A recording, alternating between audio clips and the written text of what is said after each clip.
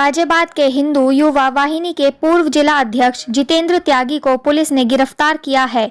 गाजियाबाद मुरादनगर विधानसभा seat से Bharatiya Janata party के विधायक अजीत पाल त्यागी के मामा नरेश त्यागी की हत्या में गिरफ्तार किया है। नरेश त्यागी की गाजियाबाद लोहिया नगर में ताबड़तोड़ गोलियां बरसाकर 9 अक्टूबर को हत्या कर दी गई। पुलिस के मुताबिक नरेश त्यागी की हत्या भारतीय जनता पार्टी के विधायक अजीत पाल त्यागी के बड़े भाई गिरीश त्यागी ने करवाई है। गिरीश त्यागी और जितेंद्र त्यागी दोनों ने इस हत्या की साजिश रची और उसके बाद हत्याकांड को अंजाम दिया। हालांकि विधायक अजीत पाल त्यागी ने पुलिस की थ्योरी पर सवाल उठा दिए हैं और उन्होंने पुलिस की स्टोरी को सिरे से नकार दिया है। देखिए क्या कहना है गाजियाबाद क्षेत्र अधिकारी अवनीश कुमार का एवं बीजेपी विधायक अजीत पाल त्यागी का। News India rights. सवाल दोबारा करो सर।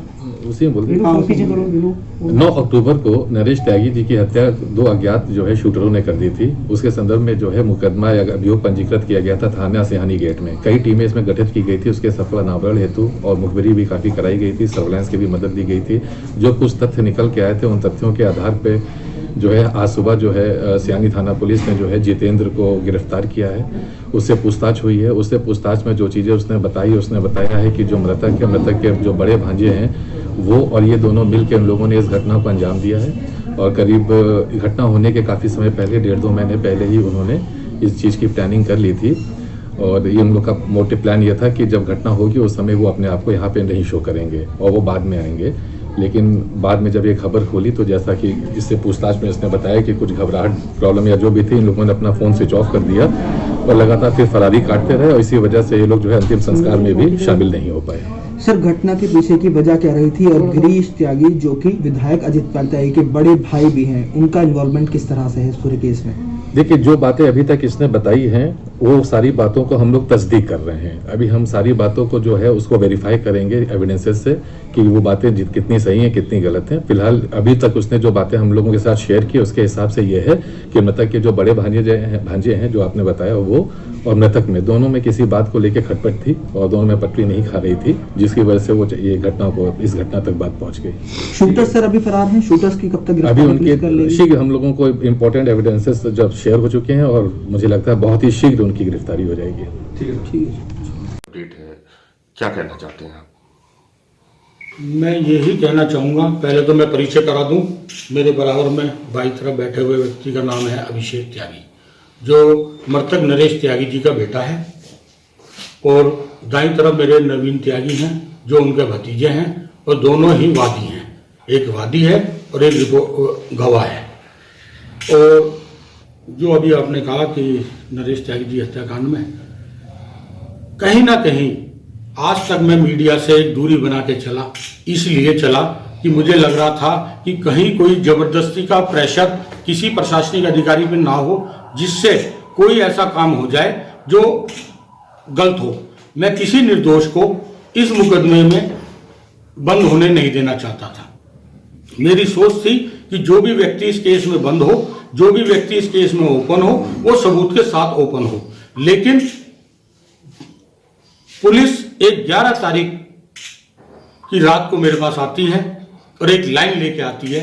लाइन 11 तारीख नहीं, मैं तो कहूंगा 9 तारीख की 11 बजे तक उस लाइन को पुलिस ले चुकी थी और 9 तारीख के 11 बजे से पहले उस लाइन पे काम पुलिस के द्वारा शुरू करा जा चुका था।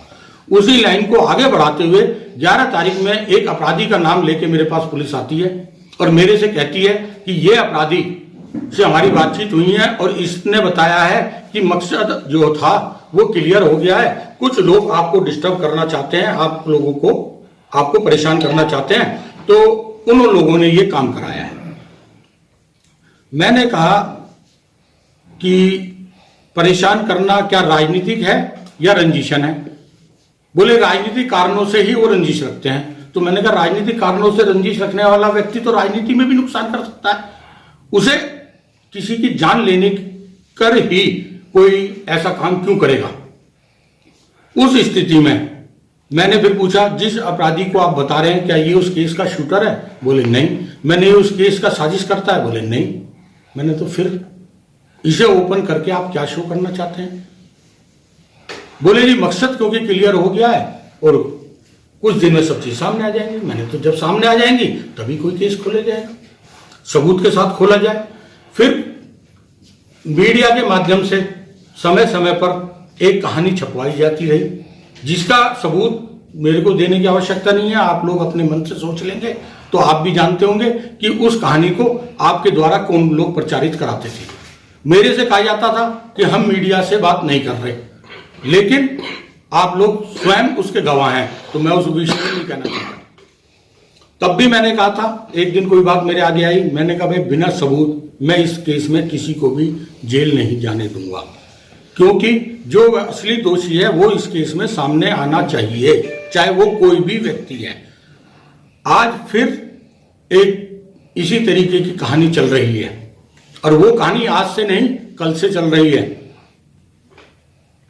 जिसके 24 घंटे से छोड़िए, मेरे ख्याल से अब तो 36 घंटे से ऊपर हो गए होंगे उस व्यक्ति को, और हो सकता है मेरी सूचना 36 घंटे की है, वो और पहले से उनके पास हो।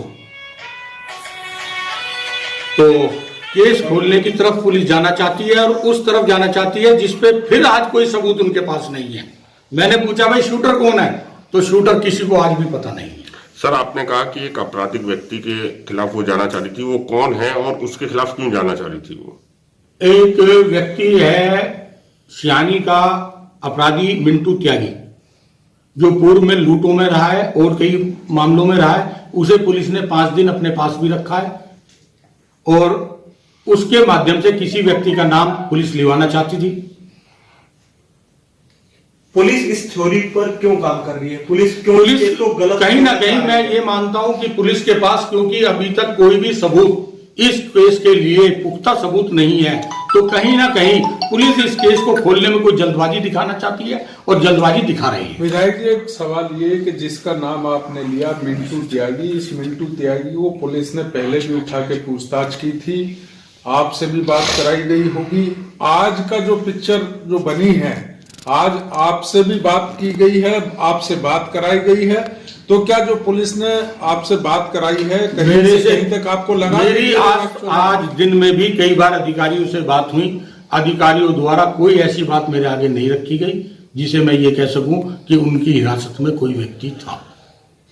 सर, आप सत्ताधारी पार्टी के विधायक हैं, क्या आपको ये लगता है कि पुलिस आपकी भी नहीं सुन रही है, आपकी भी नहीं मान रही है?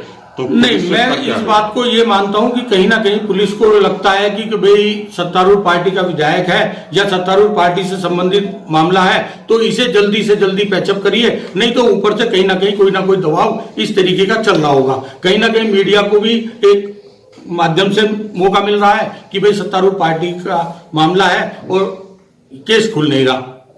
बिना आपको कॉन्फिडेंस में लिए पुलिस इस थ्योरी पर पहले से ही क्या काम कर रही थी? मेरे साथ बिल्कुल पहले दिन से इसी थ्योरी पे काम कर रही थी। 3 घंटे 4 घंटे के अंदर से ही इस थ्योरी पे लग गई थी, और इस घड़ी तक भी उस एंगल के अलावा मुझे नहीं लगता पुलिस ने कोई काम किया है। आपने बताया पुलिस आपके टच में नहीं थी और इस थ्योरी पे काम कर रही थी। नहीं, पुलिस मेरे टच में आई।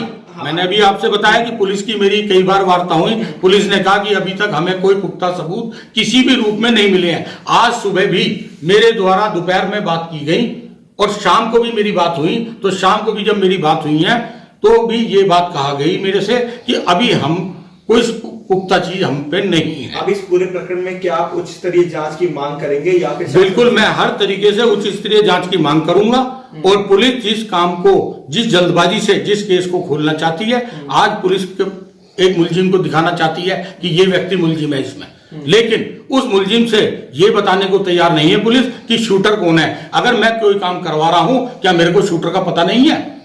थ्योरी गलत है आपके अकॉर्डिंग? भाई मैं तो कह रहा हूं, आप बताइए मेरे अकॉर्डिंग अगर गलत है, चलिए मैं पीड़ित हूं, मेरी कोई इंटेंशन हो सकती है, लेकिन मैं तो आप लोगों से पूछ रहा हूं कि अगर कोई व्यक्ति, मैं ही अपने ऊपर इस आरोप को लेते हुए कहता हूं कि अगर मैंने ये केस कराया है तो क्या मेरे को शूटर का पता नहीं होगा? विधायक जी, वो कौन आदमी जिसके नाम पर पुलिस मामले को खोलना चाह रही है? एक पूर्व हिंदू संगठन का जिलाध्यक्ष जितेंद्र त्यागी। हाँ। क्या उसने माना कि इस पूरे घटनाक्रम में मेरा हाथ है? पुलिस के मुताबिक वो कबूल रहा है, लेकिन शूटर का लेकिन कारण- उस कारण शूटर क्या उसे बता पता रहा है? नहीं है। शूटर उसके पास। जितेंद्र त्यागी से क्या आपकी बातचीत कराई गई पुलिस के द्वारा? जितेंद्र त्यागी से मेरी कोई बातचीत इस स्थिति में नहीं हुई है कि मैं ये कह सकूं बातचीत हुई। उसे पुलिस के घेरे में ही मेरे सामने लाया गया और पुलिस के घेरे में ही उसे। मर्डर का कोई मोटिव होता है, जितेंद्र त्यागी का क्या मोटिव हो सकता है? बस जितेंद्र त्यागी यही कह रहा है कि आप समझ जाओ, आप समझ जाओ। मैंने कहा भाई अगर तू इस केस में है तो इसमें शूटर तो होना चाहिए। सर क्या टारगेट? कौन है शूटर? टारगेट उसने कहा नहीं वो तो भैया को पता होगी। टारगेट आप तो नहीं थे काय का? भैया मतलब मर्डर का? उसने भैया शब्द यूज किया, मैं नहीं जानता किसके लिए कह रहा है वो। क्या? मैंने कहा भाई अगर तुम्हें इस केस की जानकारी है और तुम इस केस में इन्वॉल्व हो तो फिर ये क्यों नहीं बताते शूटर कौन है? सर टारगेट आप तो नहीं थे? उसे शूटर के बारे में कोई जानकारी नहीं है। सर टारगेट आप ये तो भी नहीं तो थे? हो सकता है कि जिस व्यक्ति को वो भैया बता रहे हैं उसने हायर किया हो। मैं कह रहा हूं अगर उसने भी हायर किया इतनी और जानकारी है तो उसे उसे पता होना चाहिए कि शूटर कहां से हायर करे गए हैं, इतना तो वो जानकारी रख सकता सर टारगेट आप तो नहीं थे? अब वही सवाल। देखिए ये भी भविष्य में खुल जाएगा क्योंकि पुलिस का कहना तो अब तक यही है कि इसे कहीं ना कहीं आपके माध्यम से आपके को डिस्टर्ब करने के लिए ये ऐसा किया गया है। तो क्या जितेंद्र त्यागी सिर्फ एक मोहरा है और असली जो मुजरिम कोई और ही है, ये कहना चाह रहे हैं? देखिए आज की स्थिति से तो मुझे यही लग रहा है कि पुलिस जल्दबाजी में कोई निर्णय कर रही है। ठीक। आप सभी से अनुरोध है न्यूज इंडिया राइट्स को सब्सक्राइब करें, वीडियोस को लाइक करें, शेयर करें और कमेंट के जरिए अपनी राय दें। साथ ही बेल आइकन दबाना न भूलें ताकि आप तक हमारे नए वीडियोस की जानकारी पहुंचती रहे।